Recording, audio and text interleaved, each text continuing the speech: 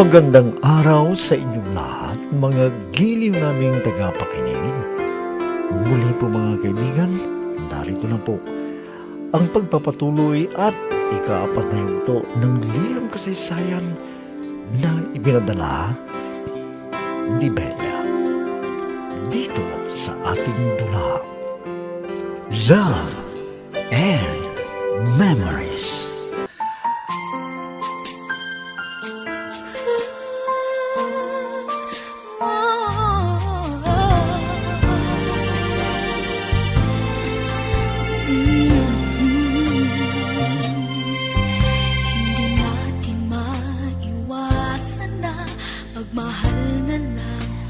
Nalis ang lahat ng pag-alala namin ni Inay nung tumating ang kasama ni Itay na sundalo at sinabi na walang masamang nangyari kay Itay.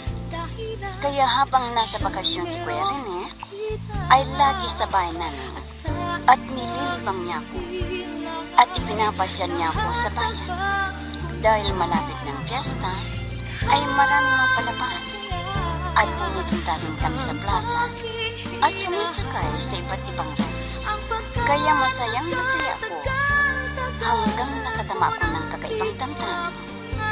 Minsan, na namasyal kami at inihatid ako sa bahay, ay...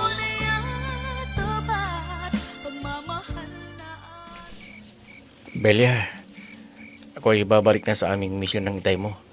Kaya sana huwag kang gagala ha, lalo na paggabi. Opo, Kuya Rene. Sana, pag nagbakasyon ka uli, ay huwag mong kalimutan. Nandito ako na naghihintay sa iyo. Oo naman, Belia. Kaya kung ano man ang bilin ko sa'yo, sundin mo. Dahil yun ang pinapasabi ng itay mo. Oo, Kuya Rene. Basta maghihintay ako sa iyo dahil mamimiss ko ang pagsama sa akin na mamasyal. Oh, paano? Sige na. Kailangan ko nang umalis. At huwag mo ning kalimutan ng mag-aaral na mabuti ha. Para rin sa iyong kapakanan ang iniisip ng tatay mo. Opo, Kuya Rene. Nalulungkot ako sa iyong pag-alis. Sana, huwag kang magtagal bago ka magpakita sa akin. Oo, Belia. O sige, alis na ako. Bye. Ayun na si Kuya Rene. Hintayin kong yung pagbabalik, Kuya Rene. Ano pa itong nararamdaman ko?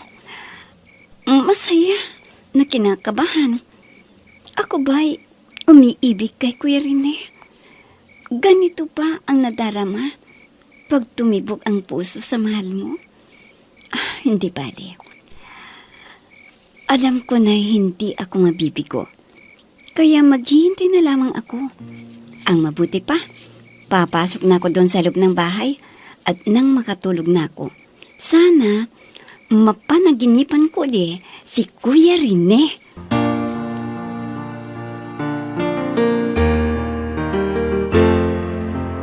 I'm so blessed I have you, 'cause you gave the world to me. You're my inspiration, the perfect one in my life forever. You make my life complete. Oh, Rene. Ano bang kalagayan ng aking pamilya? Sir, talagang nalungkot sila nang wala silang nalaman kung nasaan ka na. Pero sinabi ko na walang masamang nangyari sa inyo, sir. Mabuti naman. Salamat nga pala, Rene. Ayaw ko na makita nila ako sa ganitong kalagayan.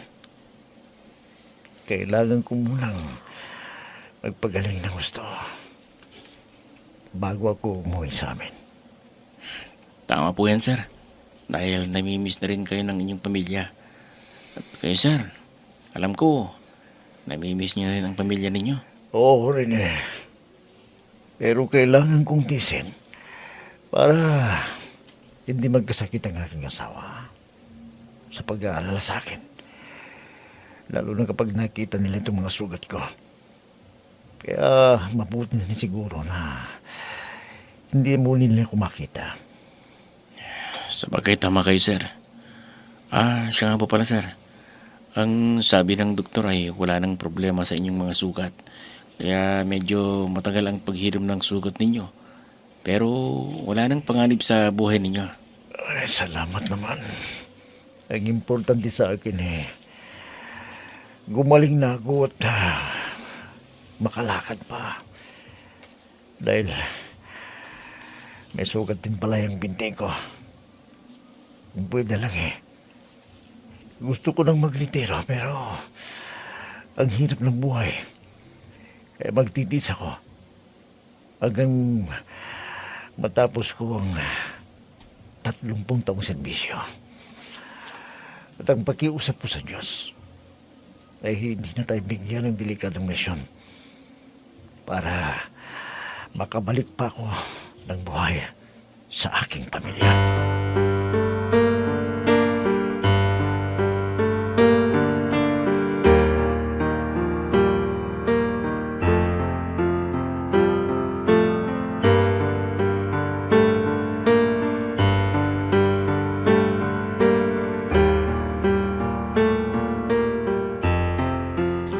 Oh, Belia anak, huwag ka nang malungkot dyan. Kung umalis man si Rene, syempre, dahil may trabaho siya, kaya kailangan niyang bumalik. Ang hirap pala ng ganito. Pag nakasama mo ng ilang linggo, tapos iiwanan ka. Anak, sana, wag mo munang isipin ng umibig. Dahil may pangako ka sa itay mo, hindi ba, na magtatapos ka muna ng iyong pag-aaral. Ha? Naku, muntik ko nang makalimutan. Sana nga, maalis pa sa isipan ko at puso ang nadarama kong ito, inay. Kailangan ko pang tuparin ang aking mga pangarap ninyo para sa akin. Salamat naman anak, kung lagi mong sundin ang payo ng iyong tatay sa'yo. Para naman sa kapakanan mo ang iniisip niya Ang aming gusto, makapagtapos ka muna ng pag-aaral. O nga po, inay. Salamat po sa inyo ni Itay. Dahil hindi po ninyo ako pinababayaan. Hayaan ninyo, inay. Pag natapos po ako at nakapagtrabaho, ay gusto ko nang magretiro ang Itay para sama-sama tayong pamilya. Oo anak, yan din ang pangarap ko. Ang makasama natin ang iyong ama. Dahil lagi akong nangungulila sa kanya at lagi akong natatakot pag may misyon sila. Pero inay, may awa naman po ang Diyos Dahil sa ating panalangin na lagi namang ligtas sa panganib ang buhay ni Itay. Yan ang dapat nating ipagpasalamat sa Diyos anak. Ligtas ang tatay mo at makakauwi dito sa atin. Sana maisipan din ng itay mo ang magretiro.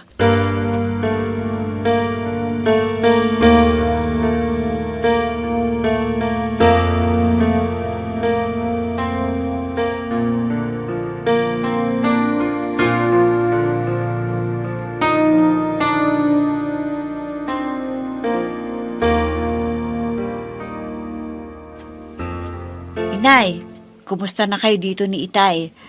Lagi pa kayong nag-aaway? Ay, hindi na.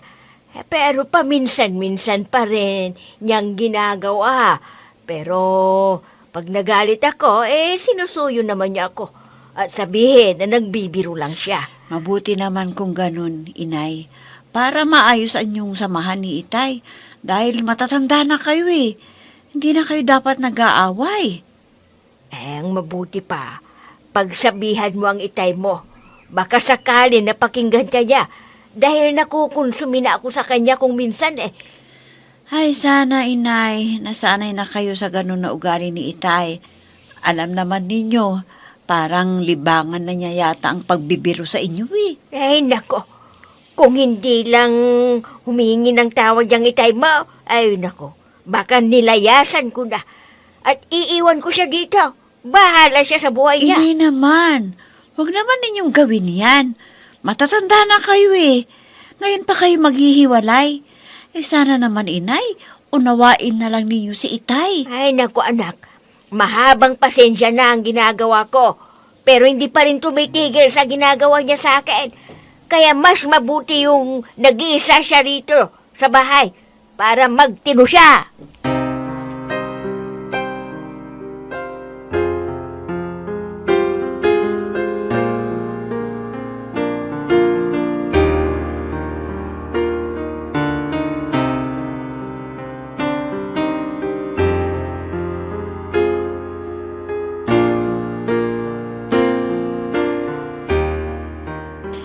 Itay, ano ba naman kayo?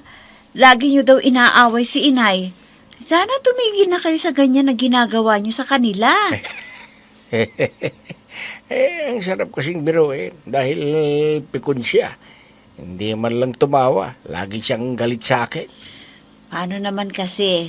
Sobrang inyong pagbibiro. Yung mga nakaraan, wag niyo nang banggitin kay inay. Alam naman ninyo na dinaan ninyo sa bilis ang inay na may nobyo na noon. Ay, anak, sinusubukan ko lang naman ang inay mo.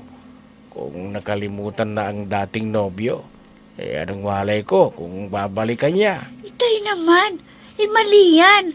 Sa tagal ba naman ng panahon, wala na kay inay yun. Sana kung bata pa, noon iniwanan na kayo. Pero hindi. Nandito pa rin ang inay sa piling ninyo. Yan ang lagi niyong tandaan. Sa bagay tama ka, anak. Sige, susundin ko na lang ang sinasabi mo para hindi na magkaproblema ang inay mo sa akin. Ang itay talaga, oo. Masaya kayo pag nakikita ninyong nagagalit ang inay. Kaya tama na po ang pag-iinis ninyo kay inay. Ay, oo anak, promise. Ang gagawin ko na lang ay susuyuin ko ang inay mo at sasabihin ko na mahal ko siya. Yan ang dapat yung gawin, itay. Lagi kayong magmahalan para hindi siya magkaproblema sa inyo.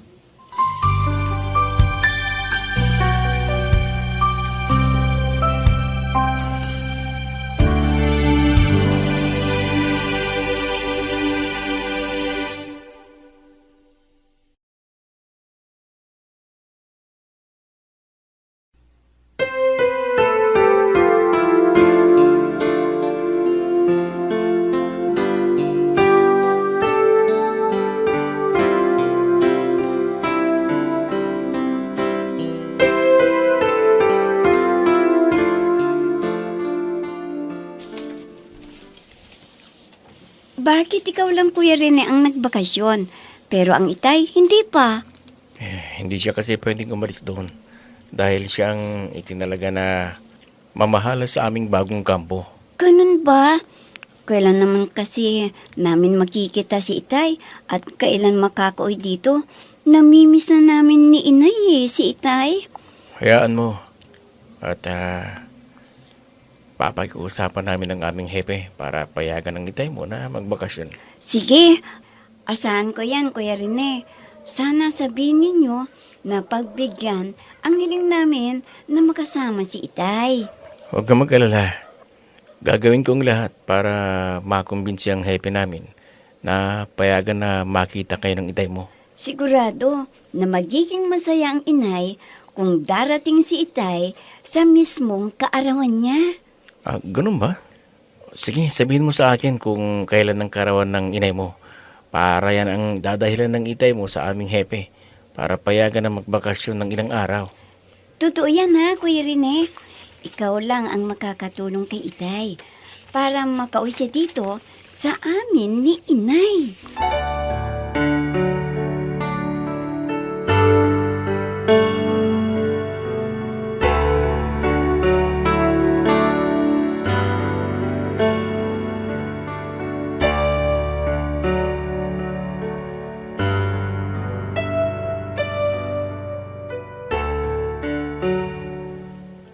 Ano ba itong nararamdaman ko kay Belia? Sa lagi naming pagkikita at pag-uusap, nahuhurog ng loob ko sa kanya. Paano kaya kung magtapat ako ng pag-ibig sa kanya? Hindi kaya niya ako pagtawanan dahil malayong agot ng aming edad. Pero hindi ko mapigilan ang aking damdamin. Kailangan kong sabihin kay Belia na mahal ko siya. Bahala na. Kung ayaw niya sa akin, wala akong magagawa.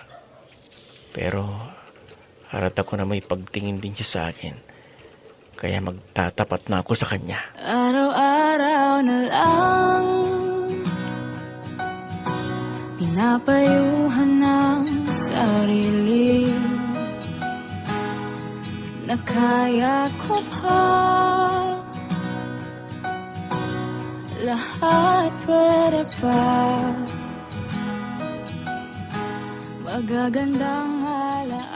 Melia po, tapos ka na sa high school. Ano ba ang kurso na plano mong pag-aralan? Kwan po Lola, gusto kong maging guro. Dahil yun ang kaya ng utak ko. At pangarap ko na makatulong sa mga bata na di kayang pag-aralin ng magulang dahil sa hirap ng buhay. Tama ka po. At saka sa dami ng anak, talagang hindi nila kayang masuportahan ang mga anak nila. Opo Lola, basta maturuan ko silang sumulat at magbasa, ay makakatulong na rin sa kanila yon para di sila mahiya na makipag-usap sa tao. Dahil mayroon pong hindi makapag-aral dahil nilalait ng mga tao. Sana po, huwag ka munang makipagligawan ha, dahil mahirap ang walang pinag-aralan. Ang hirap makapasok sa disenteng trabaho Opo, pag wala Lola. kang pinag-aralan. Tama po kayo. Mabuti po. At ako'y tinutulungan ninyo sa ibang gastusin, lalo na sa pag-aaral ko sa kolehiyo. Oo naman na po. May kunti kaming ipon ng lolo mo para masuportahan ka rin namin sa iyong pag-aaral. Basta ipangako mo, huwag ka munang papasok sa pakikipagrelasyon dahil yan ang sisira sa iyong pag-aaral. Tama po kayo, Lola. Kaya ayoko nang istorbo rin sa pag-aaral ko. Kaya susundin ko po ang bilin ninyo ni Inay para pag natapos po ako, ay matutuwa rin ang itay. At tutulungan ko rin kayo ni Lolo pag hindi na kayo makapagtrabaho. Ako na ang magsusuporta sa inyong pamumuhay.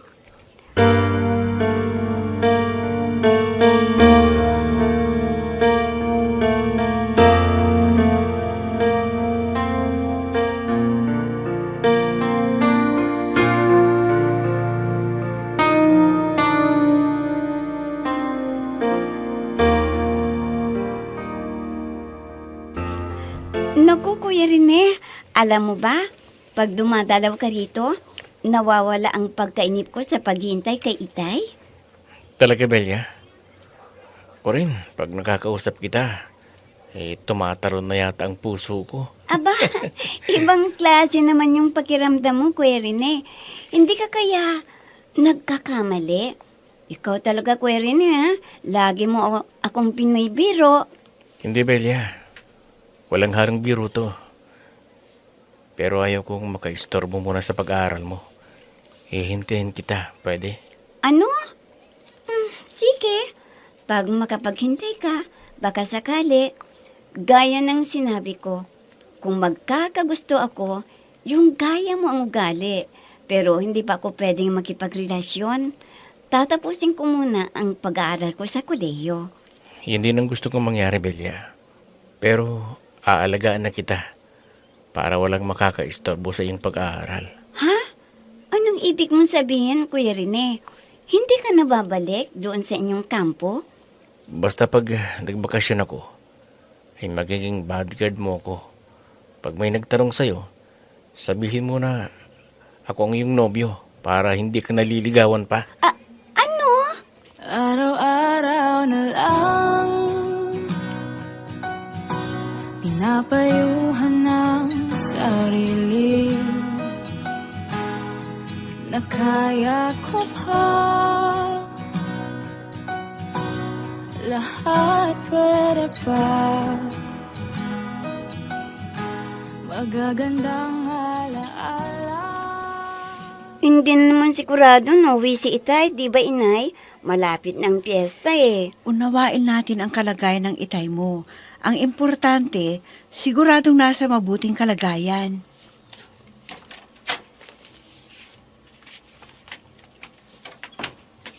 Nanda. Belia, anak. Nandito na ako. Ha? Itay, mabuti naman at umuwi kayo. Masaya naman kami ni Inay. Salamat sa Diyos, Nanding. Makakasama ka na namin uli. Itay, si Kuya Rene, kasama ba ninyo na umuwi? Kailan daw siya dadalaw dito? Ikinalulungkot ko, Belia. Si Rene ay nawawala. Ano? Hindi! Hindi totoo yan! Hindi!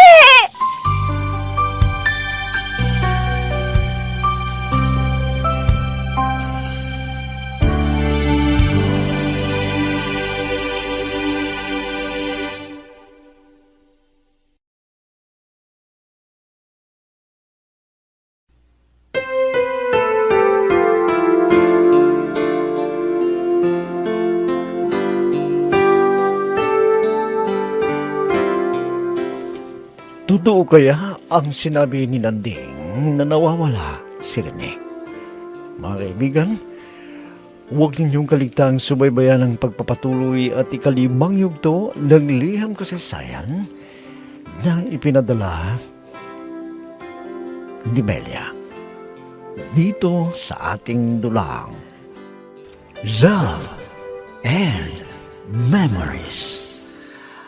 Mga nagbibigay buhay sa ating dula ay sina Mayra Abrihal Narnola, Susan Malikdem, Robert de Guzman, Yehuda Ismael, Eva Alcoriza, Jun Cabato, Ami Diaz, at si Oscar Ora.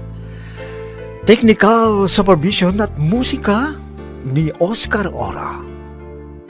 Nilapatan ng tunog ni Robert de Guzman. Mula sa panulat at direksyon ni Ami Diaz. Love and Memories. Inihahandog sa inyo ng F3 Recording Studio para sa Pambansang Radyo ng Pilipinas, Bombo Radio, Philippines.